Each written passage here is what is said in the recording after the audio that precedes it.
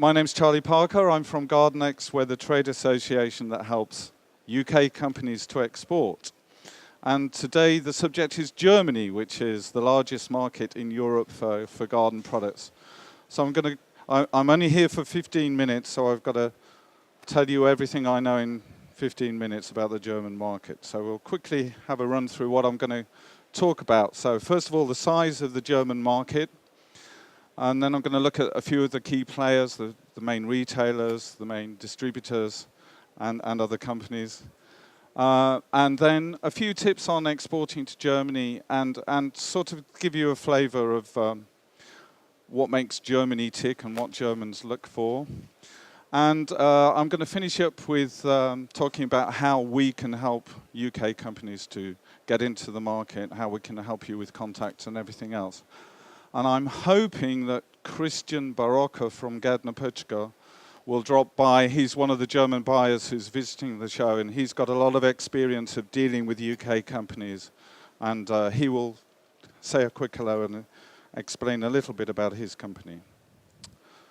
So, okay, what's the size of the market? There are various studies, like a lot of the big markets. There are various research companies who produce details of the size of the market.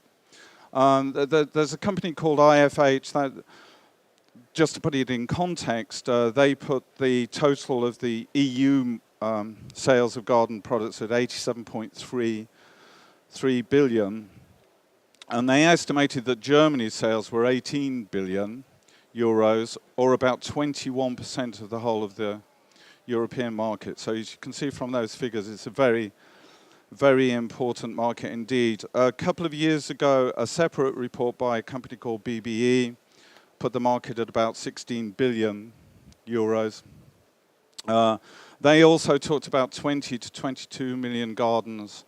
I also saw in another report by VDG, they talk about, I think it was 15.2 million owner-occupied house gardens, so they're the core audience for a lot of our UK products. And again, putting it in context, France is estimated about 7.5 billion, Netherlands 2.2 billion, and there's some figures there for Ireland and Belgium. I think the UK market is normally estimated around 5 billion, so you can see the German market is a substantial one. There's 82.6 million people, and the country is half as big again as the UK. And yeah, there's the figure I mentioned, 15.1 million one or two family homes. And there's also a lot of Schrebergärten, which are the equivalent to our allotments. Oh gosh, a German colleague just in the background. And some of the allotments that you see, I was once invited to a garden center conference in Potsdam, and just along the river from where the conference was, there were huge allotments with these fantastic cabins, and it was a beautiful sunny summer's day, and people drinking wine, and some of the cabins they had there were bigger than my house, so I was very jealous. Yeah, the most recent IFH study put garden sales at about 17 billion euros in 2013. Like us, the German garden market last year was very poor. They had a long, awful winter which lasted until May, and that really affected sales. So as you see, they're down about 6%. Actually, the summer then improved. Grills, barbecues is a strong sector. The whole thing about outdoor kitchens and living in the garden and having parties in the garden is a strong sector over there. There's a quick breakdown of market shares by product. So plants, both indoor and outdoor, that's a substantial part of the market, about 9.6 billion. Then you've got fertilizers, plant protection, about 1.5 billion.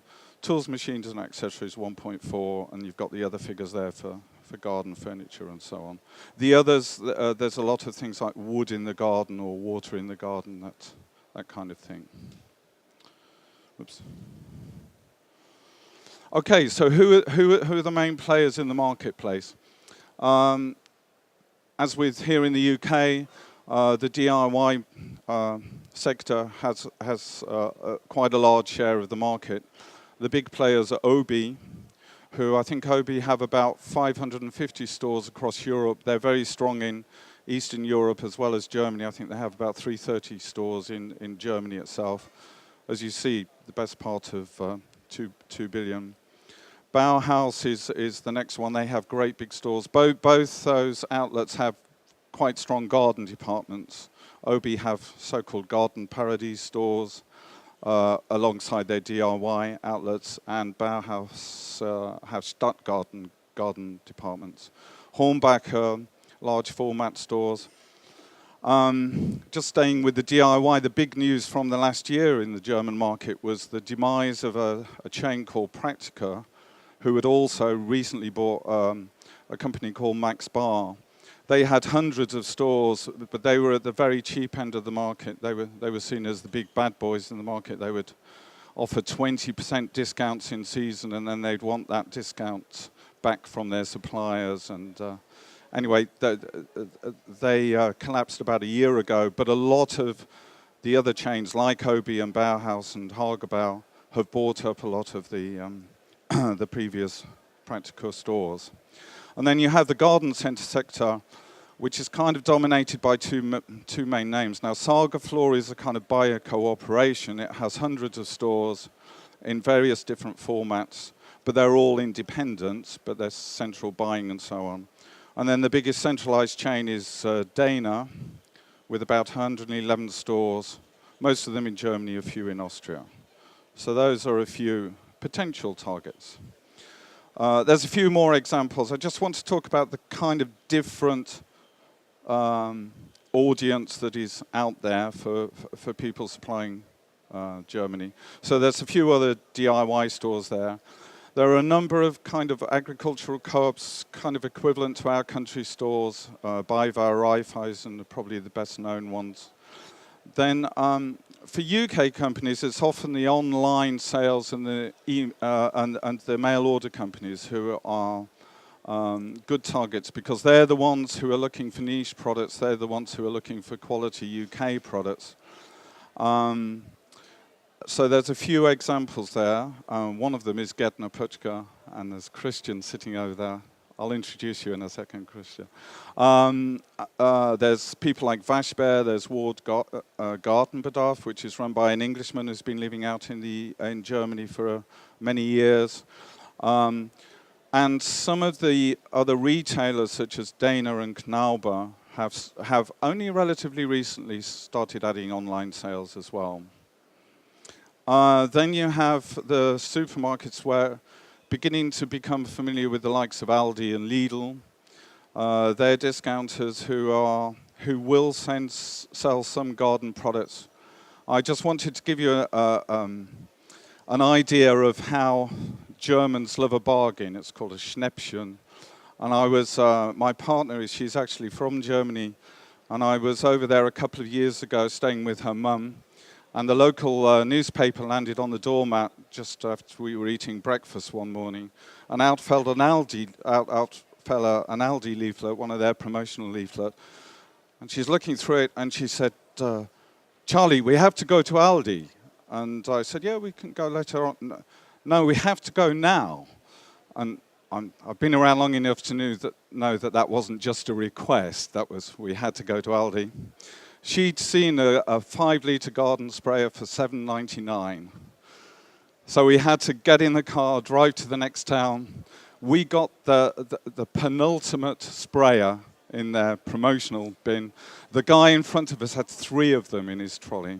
So the Germans love a bargain, and but obviously if you're going to try and get into people like Aldi, you need to be able to shift volumes and have very competitive prices. Perhaps the more realistic, apart from the mail order and the internet sales, there are kind of some specialist outlets such as the British Shop. There's British Garden, that's actually an Austrian company, but it typifies the fact that England and British products, Britain is known as the home of gardening. Many Germans come and visit the gardens here. And if you're ever in Germany for the Gaffer Spoger show, I recommend a visit to Manufaktum, which has an eclectic mix of products, including cooking and clothes and things. But it has a lot of high-end gardening products as well. So, yeah, we talked about those are some details of the number of stores that some of these groups have that we've been talking about. But I just wanted to give you a few perspectives of Germany and things to think about. Understand the size of the market and the fact that, unlike us, where we have London as a big focus of population and a lot of the focus of the business might be in the southeast of England. In Germany, you have all these big cities dotted around, and the distance between them. I used to travel a lot in Germany. I always underestimated the time it would take me to get from one city to another. Those are some of the distances. Hamburg to Munich, nearly 500 miles. Cologne to Berlin, across the country, 350 miles. Because you're trying to ship to Germany, German language is imperative on packaging, on instruction leaflets, and on any promotional details. You will also need to have the green dot, which isn't a dreadful disease or anything. It's the recycling symbol that you find on all the products. All the leading retailers will ask you to have that.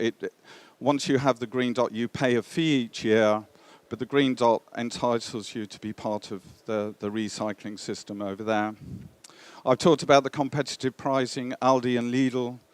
But there's all kinds of other retailers who sometimes handle garden products. When I first started in the garden industry a long time ago, we once supplied 100,000 hose fitting sets to a coffee shop chain, because some of the coffee shops will have little areas at the front of the store selling promotional items. You've got to be aware of standards and technical regulations. Germans love quality. You may have to get your products tested and approved by people like TÜV or VDE for electrical things. And the product safety law requires things like the language, the German language and so on.